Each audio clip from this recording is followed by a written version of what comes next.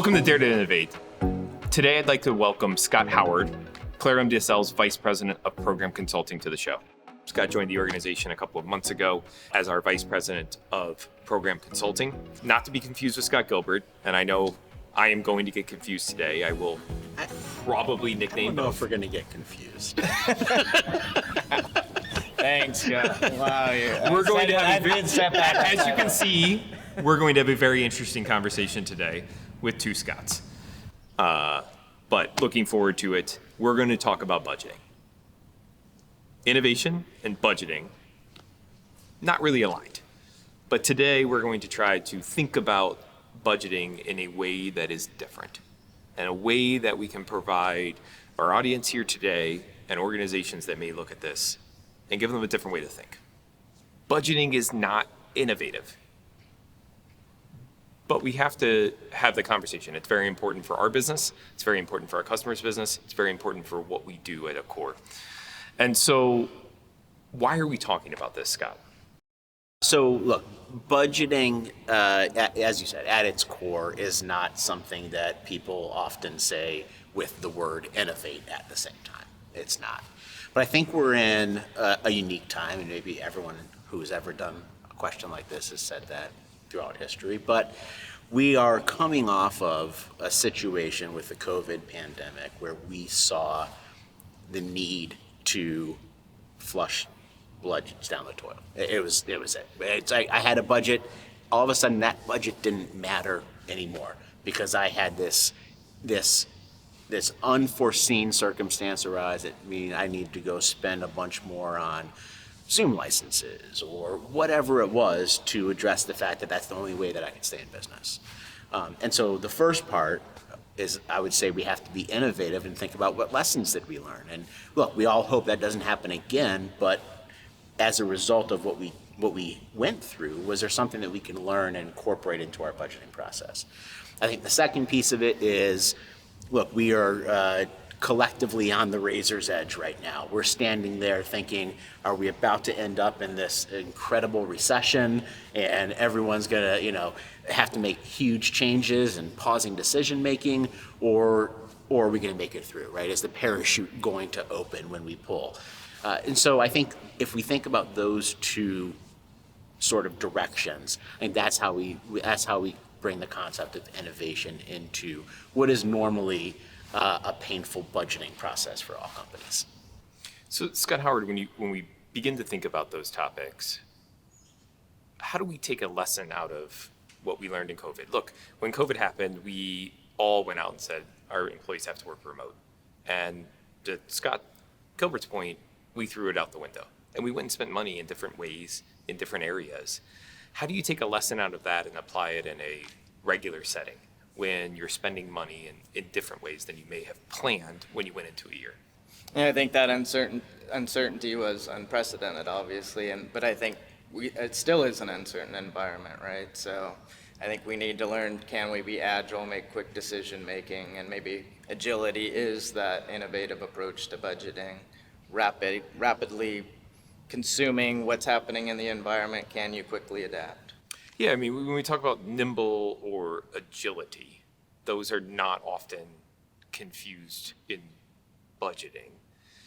But they are areas in which, when we think about technology changes, things that we have to do to support our business. And so, Scott Gilbert, as you think about nimble and agility, how do you apply that within an environment that says, hey, I'm going to set a budget for the year, and that budget is going to be X, Y, Z, whatever it may be? How do you think about agility going into it, or nimbleness going into it? Yeah, I think a lot of it has to go with how are you setting the goals? What is the goal of the budget, right? And the traditional goal of the budget is to produce a certain amount of certainty, predictability. This is what I'm going to spend. This is what I'm going to produce. The agility is recognizing that during the year, that may need to change. And often, from a budgeting perspective, I think we see this in large enterprises, they are only concerned with the what am I going to spend? Right. And that spend is the locked piece. And we need to make it much more tied to what am I going to produce?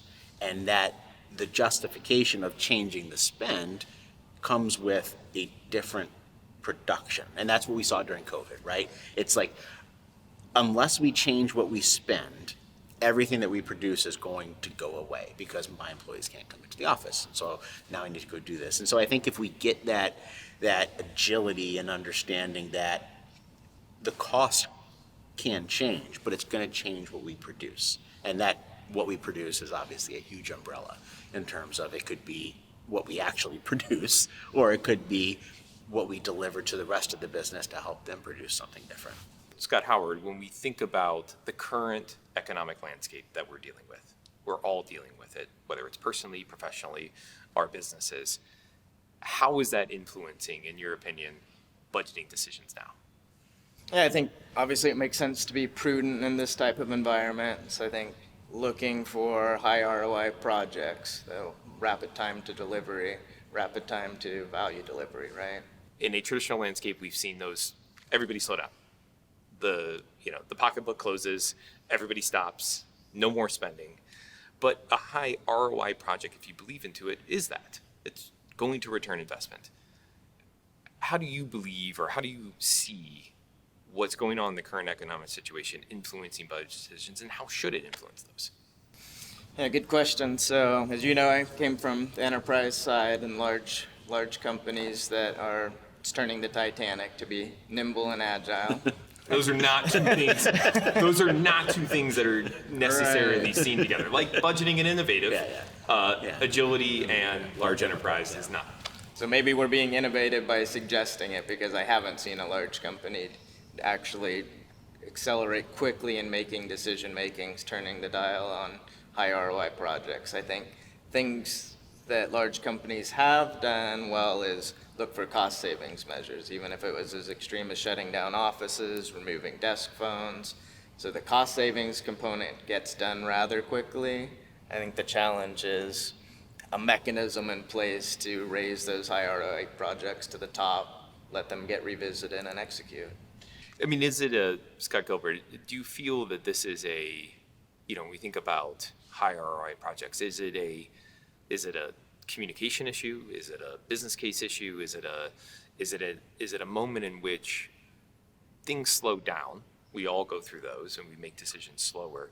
Is it what is driving that? In my opinion, I think it's a combination of two things. I think it is certainly a business case issue. So there is an aspect to the business case and being able to present the information as clearly and concisely as the decision maker wants to see it. I think there's also a confidence issue.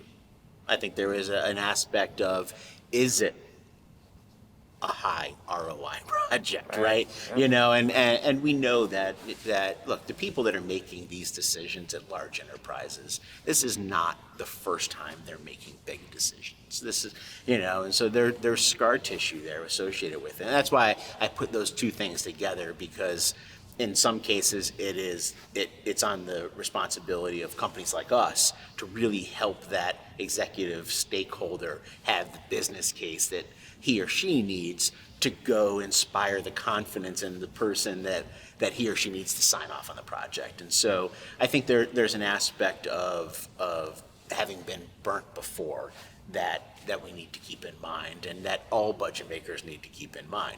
That being said, I think, as we have titled the series, and we've talked a lot about the tagline, the Dare to Innovate piece is, look, the person that is going to rise up and take the next step in the organization is going to be the person that is a little bit on the front of their skis.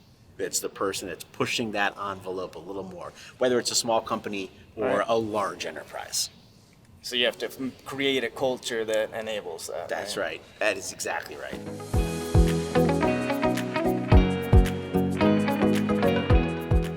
So Scott Howard, when you think about, look, we want to push the envelope, how do you build, and coming from large organizations, how do you build the confidence that you have a high ROI project? What are the things that need to be done? So I'd say you have to just build that structure. I was at a company before that had the CIO rec review process. And so you'd go to CIO, the CFO would be on the call as well, and even if you had budget approval the previous year, you're still pitching does this add value, time to delivery, and it's very pointed questions. You need to be prepared, but we get down to the right answer quickly on that call, and you get a go, no go. In my opinion, that is exactly the right answer, which is you need to have structure and discipline. That is how you create the confidence. You have a pre-established structure. You know what you need to present. You know in the Yep. format you need to present it, and the company has the discipline to require it every time. Yep. Again, And your even if you had leadership showing budget, up every time, asking the tough questions, That's and once right. you witness those, you never want to not be prepared. that's right. I think the second part of that is the follow-up, that you actually ensure they did hit the date and delivered the savings or Yep. benefit they promised. And that's the accountability piece of it, Right. right? That's the It's leadership it's the becoming. discipline. Yeah. It's the discipline of saying, hey, we approved the budget. We approved us to go do this. Now let's stay engaged and say, did we deliver it? Which I think goes back to our original point in terms of taking maybe some of the lessons learned from the agility that all of us needed to. We didn't have a choice. We had to be agile when COVID hit, and saying, okay, now how can we go do that in normal course of business when maybe it's not COVID, Right. but it is, hey, I just found this great new solution. It was not in my budget. But hey, it could produce something for us Build this this year. mechanism, a regular cadence to Yeah. call, and Yeah. people get to submit, have their pitches, Exactly. and make it a positive thing for employees, right? This is, come in with your pitch. Yeah, come in with your pitch, and it can be anything. It's that openness to be able to engage and say yes and no instead of having elongated decision-making processes. We're obviously diving deep into budgeting, and as we started this, we've talked a little bit about economics. We've talked a little bit about how COVID has changed that. Are there other factors or influences that we should be thinking about as we're going into our planning? Planning is exactly that. We're planning for next year. We don't know what's going to happen, but we're planning. What are the other things that we should be thinking about, Scott? Well, I think it's how you allocate that budget from keeping the lights on and innovating, and having this money sitting there for these special projects. So how that all interplays, not sure, but obviously freeing up funds from keeping the lights on, innovative cost savings ideas. Right? I love the way you divided it into those two categories, because I guess it was maybe a year, 2 years ago, I was sitting down with the CEO of a ITFM company. And when you talk about budgeting at the CIO, CFO level, it is often the ITFM tool Right. that they are leveraging.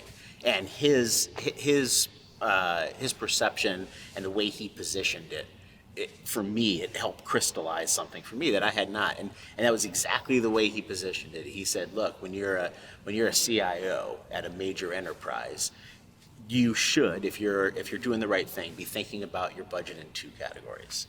The Okay. amount of budget Smart just man. to keep the business moving, and the budget that I have that I'm trying to leverage to change the business, to drive the business forward, to innovate. And so it lines up exactly with the way you Okay. positioned it. Where should a customer start? Where should a organization start to say, how do I go do this? How do I think about my budget differently?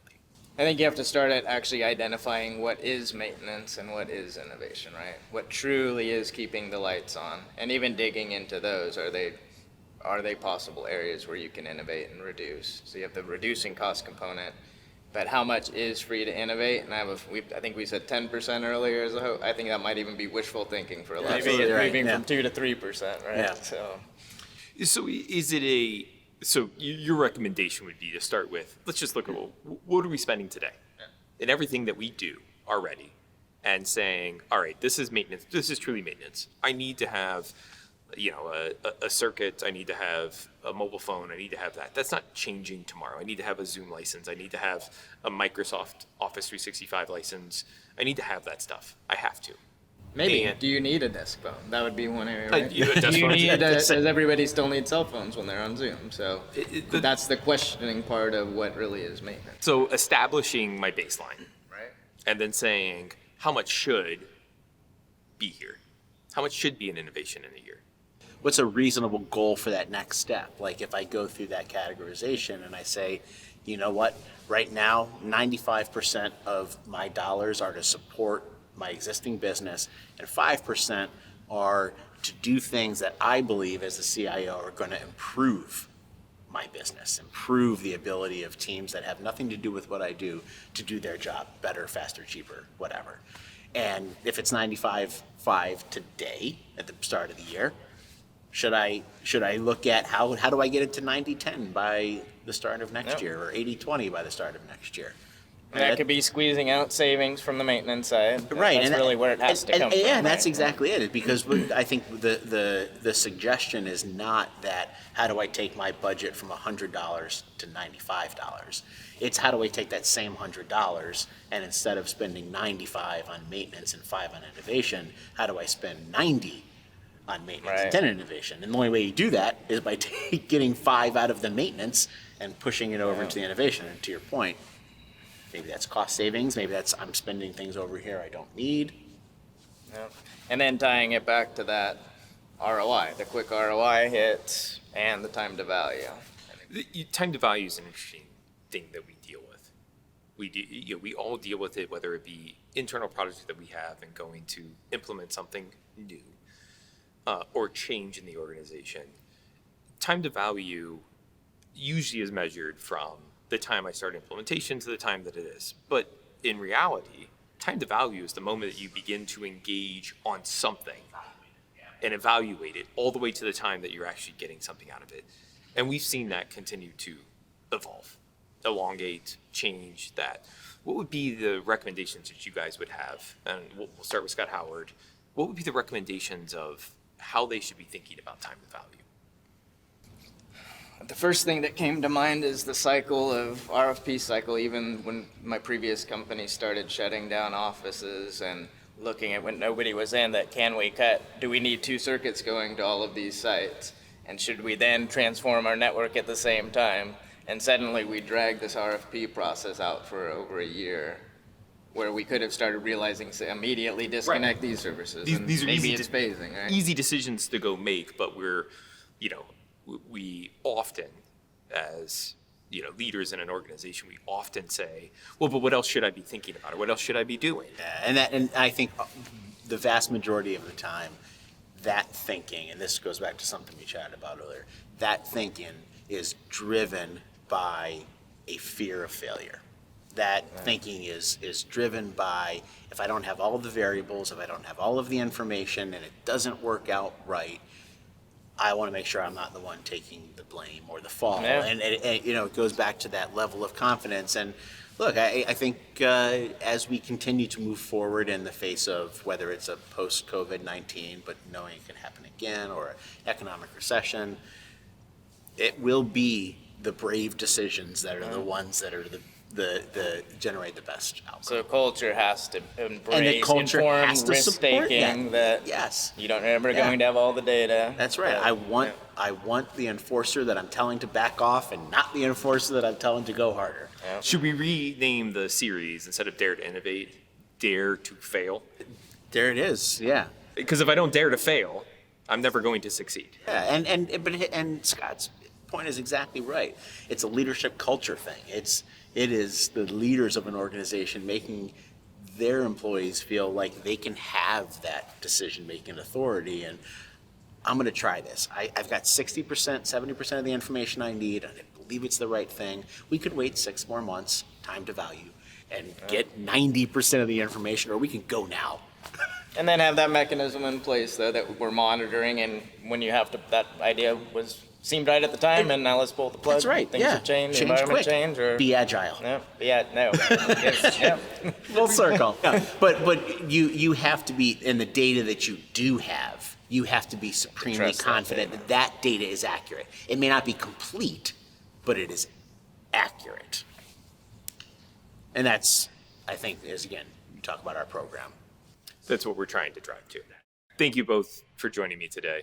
Great conversation. Scott, thanks for joining the organization and our Dare to Innovate series. Scott Gilbert, as always, I borderline appreciate your attendance. It is my pleasure. It is your pleasure, as we always serve at your pleasure. We'll see you next time on Dare to Innovate. Stay on top of the conversation. Like and subscribe to our channel to get notified when our newest episodes release. Thanks for joining us, and we'll see you next time on Dare to Innovate.